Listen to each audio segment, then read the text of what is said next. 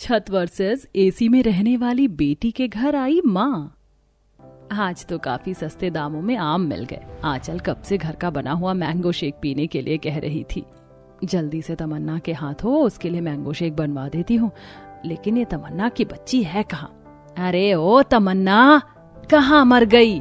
मनोरमा तमन्ना को ढूंढते हुए रसोई में जाती है जहाँ तमन्ना बर्तन धो रही होती है। कानों के अंदर क्या रुई डाल रखी है जो तुझे मेरी आवाज नहीं सुनाई दी? ये ले आम लेकर आई हूँ, जल्दी से इनका मैंगो शेक बनाकर आंचल को दिया, और खबरदार एक आम भी खाया तो तूने। जी माँ। तमन्ना जल्दी से आम काटती है और मनोरमा आंचल के लिए मैंगो शेक बनाकर कमरे में लेकर आती है। बेटा मैंगो शेक पी ले। मुझे नहीं पीना, सबसे पहले आप मेरे कमरे में एसी लगवाइए। कब से कह रही हूँ आपको एसी लगवाने के लिए। बेटा कितनी बार कहा है तुझे कि तेरी शादी के लिए एक एक पैसा जोड़ रही हूँ। अब एसी ले आऊंगी तो कल को तेरी शादी कैसे होगी? आप झूठी हो, ना तो मेरी शादी हो रही है और ना ही कमरे में एसी आ रहा है। आंचल तुम किस तरह से माँ से बात कर रही हो? तू कौन होती है मेरी बेटी को कुछ बोलने वाली? मेरी बेटी है, मुझे कोई दिक्कत नहीं है, तुझे क्या दिक्कत हो रही है? जितनी तेरी औकात है उसी औकात में रहकर बात कर, समझी? भूल गई कि तू सौतेली है। अब खड़ी खड़ी क्या देख रही है, जा।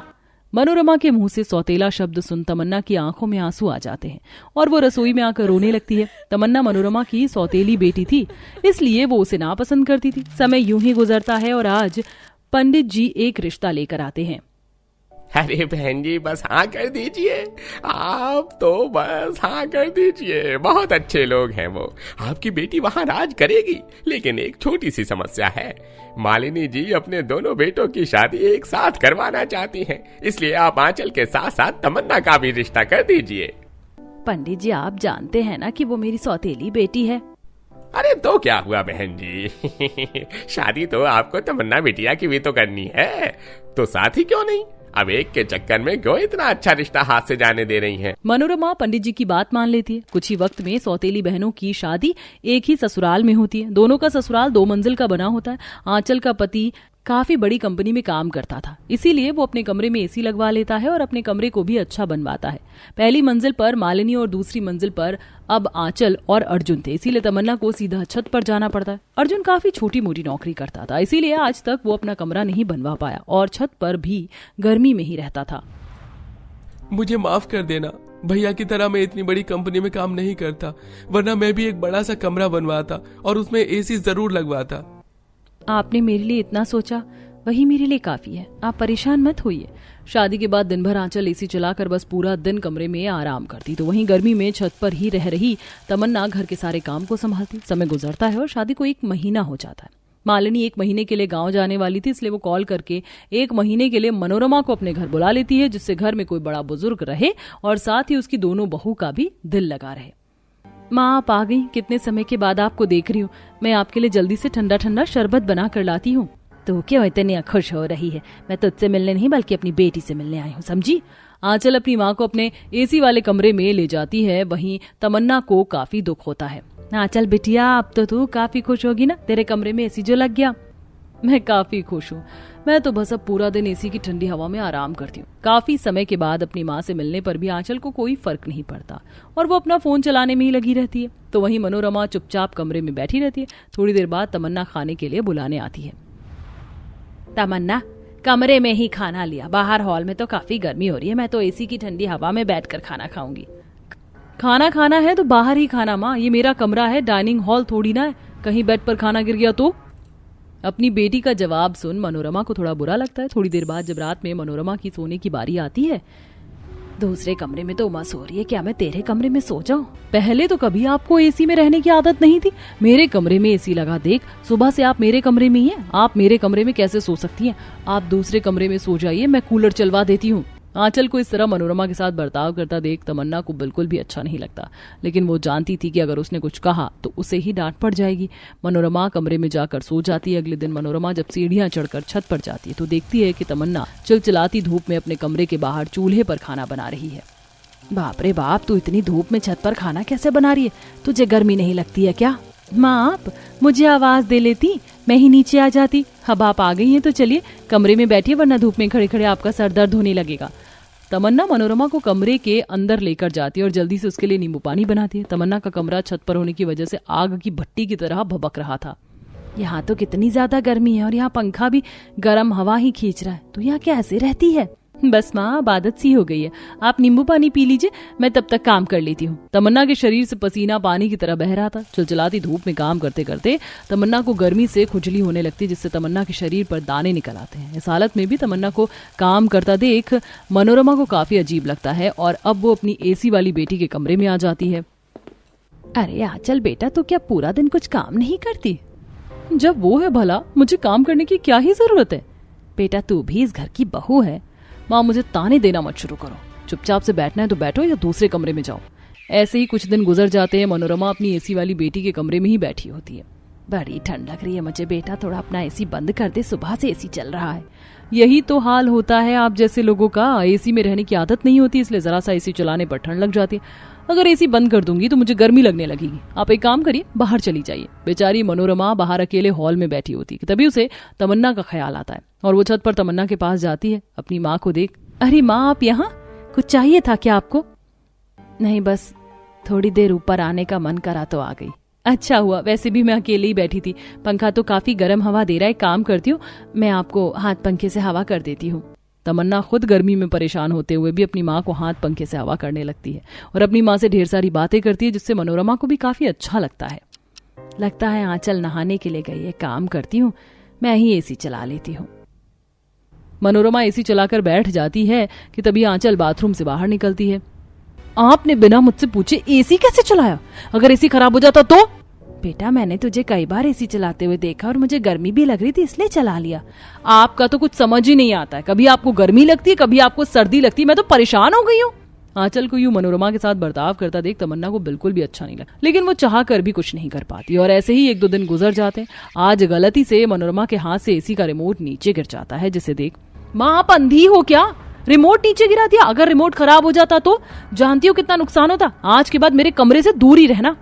मनोरमा कमरे से बाहर आ जाती है और सीधा अपनी छत वाली बेटी के कमरे में जाती है। तमन्ना जहां अब गर्मी में एक हाथ से अपनी माँ को हवा करती है तो दूसरी हाथ से पैर दबाती है। आपके पैरों का दर्द कैसा है?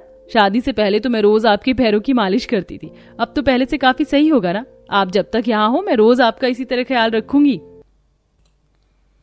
अब मनोरमा आधे से ज्यादा समय अपनी छत वाली बेटी के साथ ही रहती है और शाम होने पर ही नीचे आती, जिसे देख आंचल आ गई अपनी सौतेली बेटी के कमरे से। जरूर उसने कोई पट्टी पढ़ाई होगी आपको, जब भी तो पूरा दिन मेरा एसी वाला कमरा छोड़कर गर्मी में छत वाले कमरे में पड़ी रहती हो। बस बहुत हुआ, मेरी ही गलती थी जो मैंने तुझे सर पर चढ़ा दिया। तमन्ना भले ही मेरी सौतेली बेटी है, लेकिन आज तक उसने मुझे हमेशा सगी माँ की तरह ही प्यार किया। यहाँ आकर मुझे तुम दोनों के बीच का असल फर्क समझ आया। आज के बाद तू तमन्ना के साथ घर के सारे काम करेगी, वरना मैं खुद तेरी सास से तेरी शिकायत करूंगी कि तू घर के किसी भी काम को हाथ नहीं लगाती और पूरा दिन बस एसी में आराम करती है। तू जानती है कि तेरी सास कितनी गुस्से वाली है? पहली बार अपनी माँ का इतना गुस्सा देखा आंचल ने, वो काफी डर जाती है। तो वहीं अगले दिन अब मनोरमा छत पर तमन्ने के कमरे में एसी लगवाती है, जिसे देख अगर मैं गलत नहीं हूं तो एसी शायद आपने पेंशन के पैसों से लगवाया है ना? क्या जरूरत थी माँ मेरे कमरे में एसी लगवाने की? मैं रह तो रही थी आराम से। मैं जानती हूँ बेटा कि तुझे कितनी परेशानी होती थी, तू झूठ मत बोल।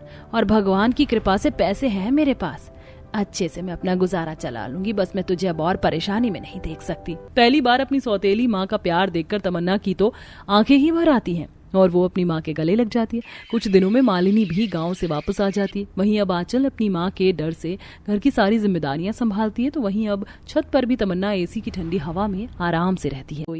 नदी किनारे ठंडी हवा में चूल्हे पर बैठकर सिर पर पल्लू करके अमृता खाना बना रही है। तभी उसकी सास आती है।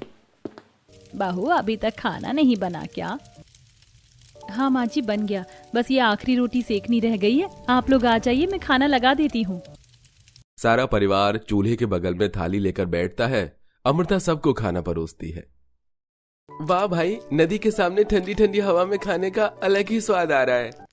सभी के खाना खा लेने के बाद अमृता नदी के सामने सभी झूठे बर्तनों को धो रही होती है। तभी सुमित्रा वहां आकर, बहू तो अकेले परेशान हो जाती है ना सारा काम संभालते संभालते, पर अब तू चिंता मत कर, मैंने अपने छोटे बेटे के लिए लड़की देख ली है। अब जल्दी ही तेरा साथ देने इस घर में तेरी देवरानी आने वाली है। अच्छा माँ जी, ये तो बहुत ही खुशी की बात है। अब ऐसे ही कुछ दिन गुजरते हैं और सुमित्रा अपने छोटे बेटे की शादी नताशा नाम की एक सुंदर लड़की से करवा देती है। OMG, मेरे ससुराल के घर के सामने इतनी सुंदर नदी है, कितना अच्छा नजारा है। बहू, कहाँ खो गई तुम? गृह प्रवेश की रस्म हो गई, घर के अंदर आओ। जी जी माँ जी। अगले दिन सुबह नताशा अपनी पहली रसोई करने के लिए घर में चारों तरफ रसोई ढूंढ रही होती है। कमाल है, पूरा घर घूम लिया पर बेडरूम हॉल के सिवाय कुछ नजर ही नहीं आ रहा। आखिर ये रसोई है कहाँ? अरे नताशा, यहाँ क्यों खड़ी हो? तुम्हें अपनी पहली रसोई का खाना नहीं बनाना? जेठानी जी, खाना तो तब बनाऊंगी ना जब कमबख्त ये रसोई दिखेगी मुझे। ये रसोई है कहाँ? अच्छा रसोई, चलो मैं दिखाती हूँ रसोई कहाँ है। अमृता नताशा को लेकर घर के बाहर आती है, जहाँ घर के बाहर एक मिट्टी का चूल्हा, कुछ मसाले के डिब्बे और सिलबट्टा और बाकी सामान था। ये देखो नताशा, इस नदी के सामने हमारे घर की रसोई। अरे, यहाँ इस नदी के पास रसोई? पर रसोई तो घर के अंदर होती है ना? हाँ, होती तो घर के अंदर ही है, पर हमारे घर की रसोई घर के बाहर है। अब नताशा घर के बाहर नदी के सामने बनी रसोई में खाना बनाने लगती है। तभी अचानक नदी की लहरें तेज हो जाती है और पानी की लहर नताशा की रसोई की तरफ आती है, जिससे नताशा और नताशा का खाना पूरी तरीके से गीला हो जाता है। सत्यानाश, इतनी गर्मी में इतनी मेहनत से मैंने अपनी पहली रसोई का खाना बनाया और नदी की लहरों ने एक झटके में सब पर पानी फेर दिया। जेठानी जी कहाँ हैं आप? बाहर आइए। हाँ नताशा, कहो क्या हुआ? होगा क्या जेठानी जी, आप लोगों ने जो ये गंवारों की तरह घर के बाहर नदी के सामने जो ये रसोई बना रखी है ना, इसकी वजह से आज मेरा पहली रसोई का खाना खराब हो गया। इतनी मेहनत से मैंने मीठे में गाजर का हलवा बनाया था, सब सत्यानाश हो गया। अब मैं अपनी पहली रसोई के खाने में सबको मीठे में क्या खिलाऊंगी? अच्छा ठीक है, तुम धीरज रखो, घबराओ मत। माँ जी अभी घर में नहीं है, चलो पड़ोस के घर से गाजर मांग कर ले आते हैं। अमृता नताशा को लेकर अपने पड़ोसी मॉडर्न परिवार के घर में आती है। शीतल बहन, वो मुझे जरा कुछ गाजर की जरूरत थी, क्या तुम्हारे पास मिल जाएंगे? हाँ, क्यों नहीं, आओ रसोई में, मैं दे देती हूँ। अमृता और नताशा शीतल की रसोई में जाते हैं। रसोई में आते ही उन्हें ठंडक का एहसास होता है, जो एसी की होती है, जिसे देख नताशा की आंखें फटी की फटी रह जाती हैं। बाप रे, तुम्हारी रसोई कितनी मॉडर्न है, तुमने अपनी रसोई में एसी भी लगा रखा है। कितनी ठंडी ठंडी हवा आ रही है रसोई में, और इस तरफ तो डाइनिंग टेबल भी है, यहाँ पर भी एसी की कितनी ठंडी ठंडी हवा आती होगी। हाँ नताशा, सही कहा। शीतल, तुम्हारी रसोई सचमुच बहुत अच्छी है। वैसे अब हमें चलना चाहिए नताशा, अगर माँ जी हमसे पहले आ गई तो दिक्कत हो जाएगी। हाँ, ये लो, ये रहे तुम्हारे गाजर, और किसी चीज की जरूरत हो तो आती रहना। देखा जेठानी जी, उसे कहते हैं रसोई। एक मॉडर्न और अच्छी रसोई वैसी होती है जैसे शीतल की है, और एक हमारी रसोई है गंवारों की तरह नदी के पास, वो भी खुले में। ऐसा मत बोलो नताशा, इस रसोई में माँ जी ने भी खाना बनाया है और मैं भी बनाती आ रही थी। ये नदी की लहरें तो बस कभी कभी आती है, वैसे हमारी रसोई बहुत अच्छी है। अब नताशा गाजर लेकर गाजर का हलवा बनाती है और अन्य व्यंजनों के साथ गाजर का हलवा वो अपने ससुराल वालों को परोसती है। सभी लोग घर के बाहर नदी के पास जमीन पर बैठकर खाना खा रहे होते हैं। तभी नदी से गंदी गंदी बदबुओं के साथ मक्खियां उनके खाने में भिनकने लगती हैं और अंकुश नाक बंद करके कहता है, कितनी गंदी बदबू और इतनी सारी मक्खियां कहाँ से आ गई अचानक? अमृता, कुछ करो। 1 मिनट रुकिए, मैं अभी हाथ पंखे से पंखा करती हूँ। अब जहां अमृता और नताशा गर्मी में पंखा करके अपने पूरे परिवार को खाना खिला रही थी, वहीं दूसरी तरफ मॉडर्न बहू अपने मॉडर्न रसोई में एसी की ठंडी हवा में पूरे परिवार के साथ खाना खा रही थी। वाह भाई शीतल, इतनी गर्मी में तुम्हारे हाथ के लजीज पकवान एसी की ठंडी ठंडी हवा में खाकर तो मजा ही आ जाता है। मजा तो आएगा ही, क्योंकि हमारी बहू जितनी मॉडर्न है उतना ही मॉडर्न मैंने उसके लिए उसकी रसोई भी बनवा रखी है। इसी तरह एक सुबह कूलर की हवा में बैठी सास कहती है, ये घर में से इतनी गंदी गोबर की बदबू कहाँ से आ रही है? पता नहीं माँ जी, ये बदबू कहाँ से आ रही हो कि मैंने तो सुबह ही घर की अच्छे तरीके से सफाई की है। जेठानी जी, चलिए एक बार घर के बाहर बनी रसोई में भी देख लेते हैं। नताशा और अमृता घर के बाहर आती हैं, जहां गाय खड़ी होकर उनके चूल्हे के सामने गोबर कर रही होती है। हट हट हट हट, यहाँ से दूर हो, सारी रसोई गंदी कर दी। गाय तो चली गई, रुको नताशा, मैं नदी से पानी लेकर आती हूँ, फिर झाड़ू से इस गोबर को साफ करूंगी। नताशा नदी से बाल्टी में पानी लेकर आती है और फिर झाड़ू से सभी गोबर को साफ करने लगती है। अमृता, मैंने तुमसे कितनी बार बोला है कि रसोई अंदर बनवा लो, ऐसा कब तक सहोगी? शीतल दीदी, आप ही समझाओ इन्हें। देख लिया जेठानी जी, ये गंवारों जैसी रसोई होने के कारण आपको यहाँ गाय का गोबर भी साफ करना पड़ रहा है। शीतल, तुम्हें सब तो पता है, और तुम भी ना नताशा, फालतू में इतनी परेशान हो जाती हो। देखो 2 मिनट लगे और मैंने झाड़ू से पूरी रसोई साफ कर दी। चलो अब यहाँ बैठकर खाना बना लो। अब नताशा कड़ी धूप में खाना बनाकर पूरे परिवार को खिलाती है, जिसके बाद पूरा परिवार निश्चिंत होकर घर में आराम करने लगता है। तभी बाहर तेज तेज आंधी तूफान आनी शुरू हो जाती है, जिसकी वजह से घर के बाहर बनी रसोई पूरी तरीके से गीली हो जाती है। मिट्टी का चूल्हा टूट जाता है, लकड़ियां पानी में गीली हो जाती है। आंधी तूफान बारिश की आवाज सुनकर अमृता और नताशा बाहर आती है। हे भगवान, हमारी तो पूरी रसोई पानी में भीग चुकी है। माँ जी, हाँ जी, बाहर आइए। पूरा परिवार घर के बाहर आता है। हाँ जी, ये देखिए, आंधी तूफान और बारिश की वजह से हमारे घर के बाहर बनी ये रसोई पूरे तरीके से खराब हो चुकी है। चूल्हा टूट चुका है और बारिश के पानी में लकड़ियां भी गीली हो चुकी हैं। अरे अभी तो थोड़ी देर पहले मौसम एकदम ठीक था, ये अचानक से मौसम से खराब हो गया और हमारी तो सारी रसोई गीली हो चुकी है। अब घर के बाहर रसोई है तो रसोई तो गीली ही होगी ना। वैसे माँ जी, हम एक काम क्यों नहीं करते, हमारी जो ये रसोई है घर के बाहर ऐसे घर के अंदर क्यों नहीं बनवा लेते? नहीं, कोई जरूरत नहीं है, रसोई घर के अंदर नहीं बन सकती। शुरू से रसोई घर के बाहर है और बाहर ही रहेगी। हाँ, माँ सही कह रही है, और मैं जल्दी दूसरी लकड़ी और मिट्टी का बंदोबस्त कर देता हूँ। अब जहाँ गर्मी में गवार बहू आंधी तूफान में अपनी बिखरी रसोई को देखकर परेशान हो रही थी, वहीं मॉडर्न बहू अपनी एसी रसोई में गर्मा गर्म पकौड़े तल रही थी। बाहर बारिश का कितना सुहाना मौसम हो रहा है। अच्छा हुआ मैंने ये गर्मा गर्म आलू गोभी पनीर के पकौड़े बना लिए।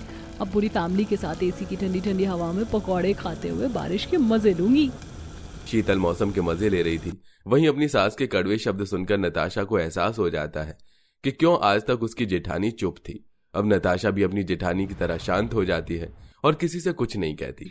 इसी तरह एक दिन दोनों देवरानी जेठानी कड़ी धूप में चूल्हे पर रोटियां सेक रही होती हैं। पता है जेठानी जी, मेरा सपना था कि शादी के बाद मुझे एक सुंदर सा घर मिलेगा जिसमें सुंदर सी रसोई होगी और वहां पर मैं स्वादिष्ट स्वादिष्ट पकवान व्यंजन बनाकर अपने ससुराल वालों को खिलाऊंगी। लेकिन यहाँ पर तो रसोई मानो जैसे कोई एक सजा बन गई है। देवरानी जी, मेरी भी आंखों में आपकी तरह ही सपने थे, पर जब यहाँ आई तो वैसा कुछ भी नहीं था जैसा सोचा था। लेकिन अब तो बस एक यही सपना है कि एक बार बस धूप की किरणों से बचकर छांव में घर के अंदर बैठकर बस एक बार खाना बना लूं। बोलते बोलते दोनों ही देवरानी जेठानी की आंखें नम हो जाती हैं और ये सब कुछ दूर खड़ी सुमित्रा देख रही थी। बहू को चुपके आंसू पोंछते हुए देखकर सास की आंखें भर आती हैं। उसे याद आता है कि कैसे वो भी एक जमाने में ताने सुनती थी और आज वो गलती दोबारा हो रही है, पर वो कुछ नहीं कहती। उस दिन अगली सुबह धूप में जब वो दोनों देवरानी जेठानी को खाना बनाते देखती है जहां वो आंसू पोंछ रही थी, दोनों तभी सास कहती है, माँ जी आप यहाँ, मैं तो ला ही रही थी खाना। तभी सुमित्रा अपनी बहू का हाथ पकड़कर, कब तक अपनी भीगी आंखों से मुझसे छुपाती रहोगी? आज मैंने सब कुछ देख लिया है। तुम दोनों ने हमारे घर की मान मर्यादा और सदियों से चलती आ रही परंपरा को निभाते हुए ना जाने कितनी तकलीफों का सामना किया है। कभी आंधी, कभी तूफान, कभी बारिश, कभी नदियों की लहरें। इन सब से लड़ती हुई तुमने मेरे मान मर्यादा को बचाए रखा। अब मेरा कर्तव्य बनता है कि मैं तुम दोनों के लिए कुछ करूं। इसलिए 1 हफ्ते बाद अब तुम इस खुली रसोई में खाना नहीं बनाओगी। शीतल और उसकी सास आते हुए, आखिरकार आपको अपनी बहुओं का दुख दिख ही गया आंटी जी। हाँ, देर आए दुरुस्त आए। अब सुमित्रा के कहने पर सुमित्रा के दोनों बेटे घर के अंदर एक सुंदर सी रसोई बनाते हैं और साथ ही उस रसोई में एक छोटा एसी भी लगवाते हैं ताकि दोनों बहुओं को खाना बनाने के टाइम गर्मी का एहसास न हो। देखो नताशा, अब हमारी भी रसोई घर के अंदर हो गई है और एसी भी है जिसकी ठंडी ठंडी हवा में खाना बनाने में हमें अब गर्मी भी नहीं लगेगी। हाँ जेठानी जी, सही कहा आपने। और अब आंधी तूफान बारिश की वजह से हमारा खाना खराब भी नहीं